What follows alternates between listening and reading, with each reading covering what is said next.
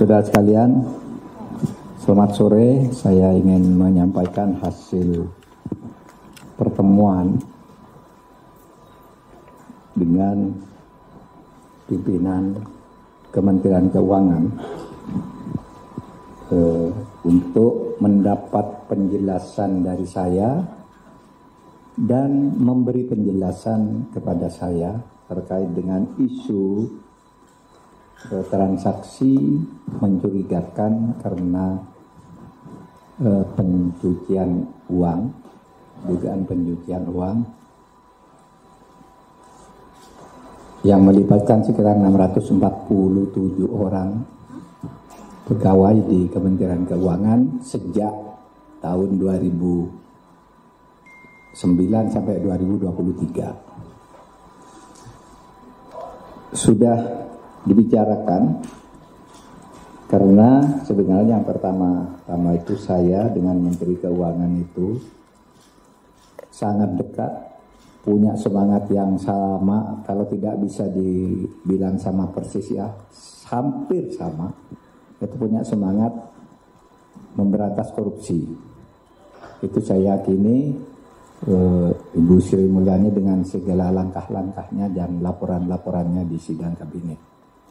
Saya juga mendukung itu dan saya selalu berbicara, selalu memberi tanda-tanda senyum bahwa itu cocok gitu.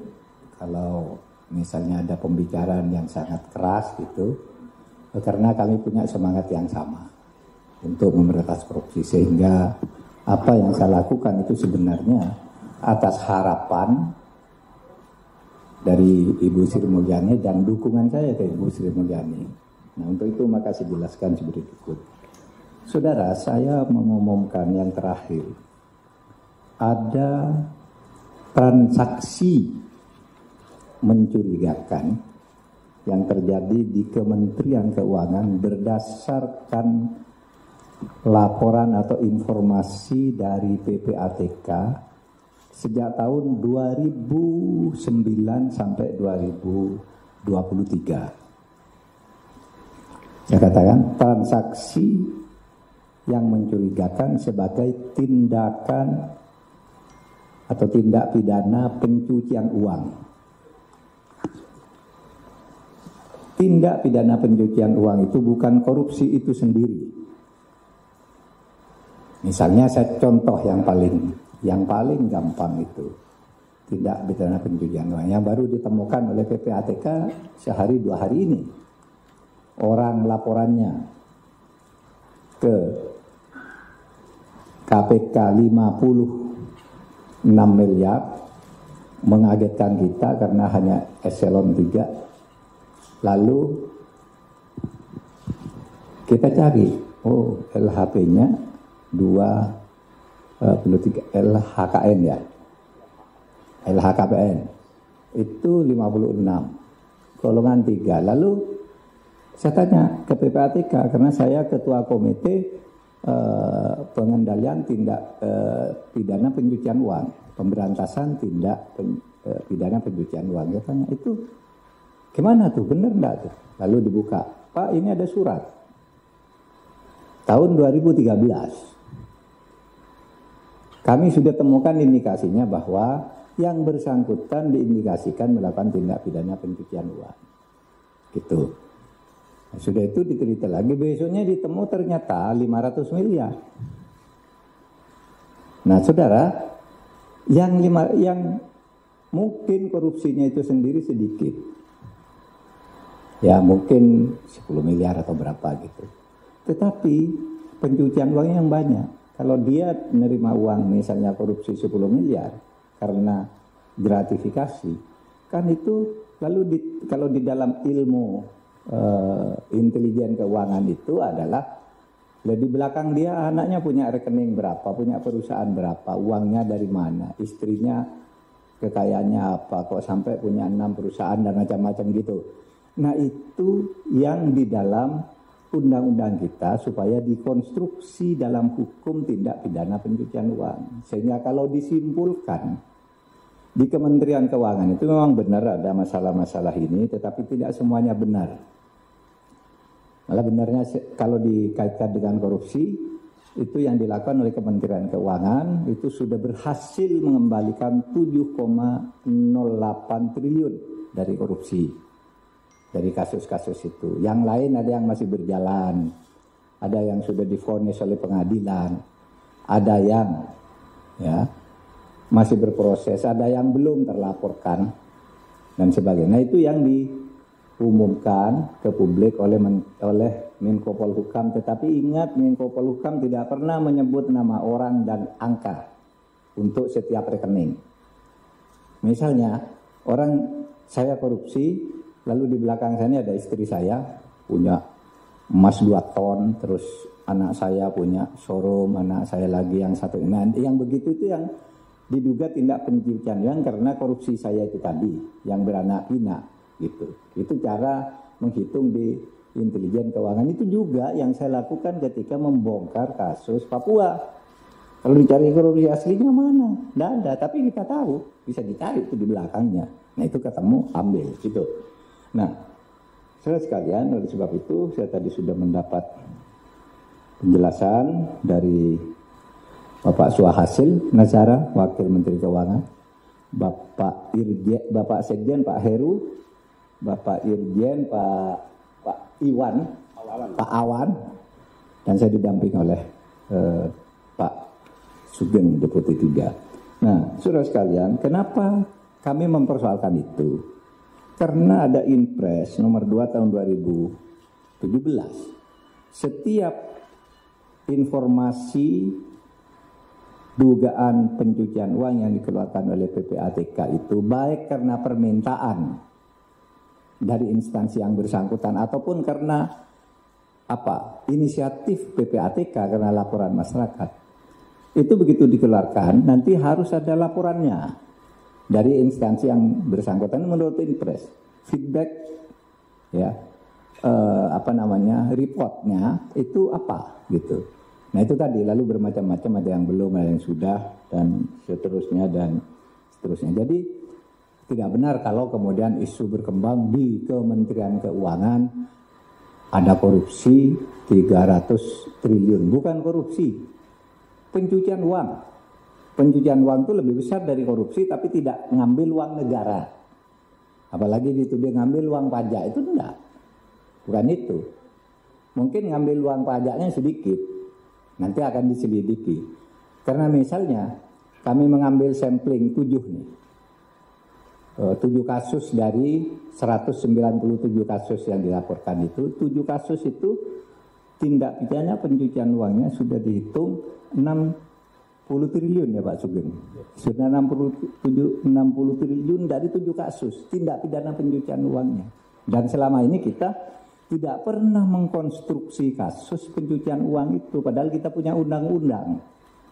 Hanya ada 1, 2, 3 lah ya orang dihukum karena pencucian uang, padahal itu jauh lebih besar dari korupsi. Korupsi itu terkait dengan anggaran negara yang dicuri. Oleh Kementerian Keuangan sudah berhasil dikembalikan 7,08 triliun. Nah, yang pencucian uangnya yang 300-an ini akan kita tindak lanjuti.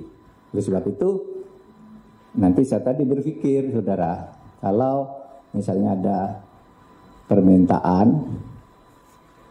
ke kementerian untuk diselidiki tindak pencucian uang, kan terus saya harus kasihkan ke aparat penegak hukum, KPK atau kejaksaan atau polisi. Nah, saya berpikir nanti masa undang siapa yang membawa ini, kalau dalam sebulan tidak ada perkembangan saya ambil, saya pindah, karena saling ngambil sendiri nggak bisa. Gitu. Begitu masuk ke satu, lalu diolah sendiri, dinikmati sendiri, tidak jalan, tidak boleh pindah ke aparat lain. Itu salah satu penyebab macet. Nanti kita akan panggil, kok sekian lama tidak ada perkembangan, pindah dari misalnya kejaksaan ke KPK. Jadi berdasar kesepakatan aja di sini antar pimpinan. Kalau menunggu undang-undang itu dibuat, ya tidak selesai lagi, kita kesulitan lagi untuk menyelesaikannya. Saya kira itu, saudara, dari saya tadi sama Kementerian Keuangan. Saya sebenarnya mau jumpa pers dengan saudara ini bersama Bu Sri Mulyani. Tapi Bu Sri Mulyani baru mendarat dari Jogja, saya baru menjabat dari Denpasar. Sementara besok lusa saya sudah harus ke Australia lagi. Sudah disepakati bersama Pak Wamen saja bahwa kita membangun komitmen hari ini. Ya. Oke, saya kira itu penjelasan saya. Silakan Pak. Makasih Pak Menko. Teman-teman media yang saya hormati, Assalamualaikum warahmatullahi wabarakatuh. Pada sore hari ini saya bersama Pak Sekjen, Pak Irjen mendapat kesempatan memberikan update kepada Pak Menko Polhukam terkait beberapa pemberitaan yang terakhir. Dan saya rasa ini adalah dengan diskusi yang barusan dilakukan, kita mereaffirm komitmen bersama bahwa di Kementerian Keuangan kami akan terus berkomitmen untuk menjaga integritas seluruh pegawai kita dalam hubungannya dengan administrasi kepegawaian. Artinya Pak, ya harus disiplin pegawai. Disiplin pegawai harus ditegakkan, kemudian integritas kita tegakkan terus. Teman-teman sekalian, yang terkait dengan integritas ini, titik masuk salah satunya adalah laporan harta. Laporan harta yang ingin saya sampaikan lagi bahwa seluruh pegawai Kementerian Keuangan wajib melaporkan hartanya di dalam sistem KPK maupun sistem internal Kementerian Keuangan. Ini jalan masuk kita. Sehingga ketika kemarin kita menemukan satu laporan-laporan kasus situasi yang berkembang, itu yang pertama kita telusuri dan kemudian kita buka satu persatu.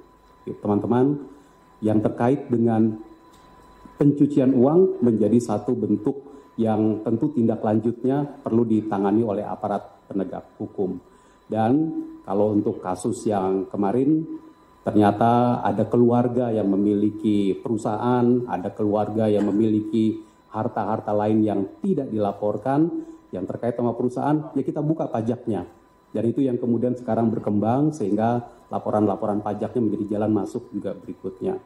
Terkait dengan laporan dari PPATK, saya bisa sampaikan bahwa Kementerian Keuangan dengan PPATK itu memiliki dua stream kerjasama. Stream yang pertama adalah kita selalu meminta kepada PPATK untuk memberitahu kita untuk individu-individu pegawai yang memang sedang mau promosi, akan mutasi, ada laporan, ada dugaan fraud, kita minta informasi kepada PPATK. Dan ini bentuk kerjasama yang luar biasa yang memang sudah dilakukan secara terus-menerus dengan PPATK dari tahun 2007. Sejak tahun 2007 sampai dengan sekarang ada 266 pertukaran laporan yang disampaikan PPATK kepada kami maupun yang diminta oleh Kementerian Keuangan kepada PPATK. Selain stream pertama itu, yang nanti biasanya itu rinci sekali transaksi dan juga analisis. Selain itu, kita juga memiliki stream di mana Direktorat Jenderal Pajak dan Direktorat Jenderal Bea Cukai juga memiliki koneksi dan kerjasama langsung dengan PPATK dalam rangka optimalisasi pengamanan dan memastikan hak dari penerimaan negara. Nah, ini biasanya adalah terkait dengan wajib pajak, wajib bayar, atau pihak-pihak yang seyogianya membayar pajak, membayar bea, penerimaan kepabeanan kepada negara. Dan ini tadi yang disampaikan oleh Pak Menko, dari data yang kita miliki sekarang, Kementerian Keuangan melalui kerjasama ini telah dapat merecover, meminta kembali pembayaran sebesar 7,08 triliun rupiah. Tentu ini adalah bentuk dari kita menegakkan aturan melalui pemeriksaan kepabeanan dan juga pemeriksaan pajak. Kerjasama ini juga kami apresiasi dengan PPATK dan tentu akan kita lanjutkan.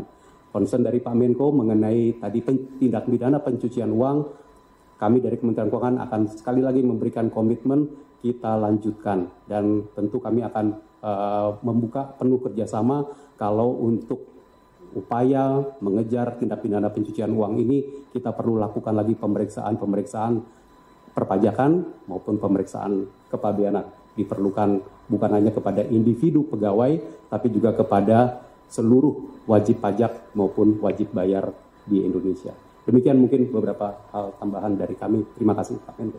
Oke, makasih Pak. Tidak ada pertanyaan, cukup. Ayo, makasih ya Pak ya. Yuk.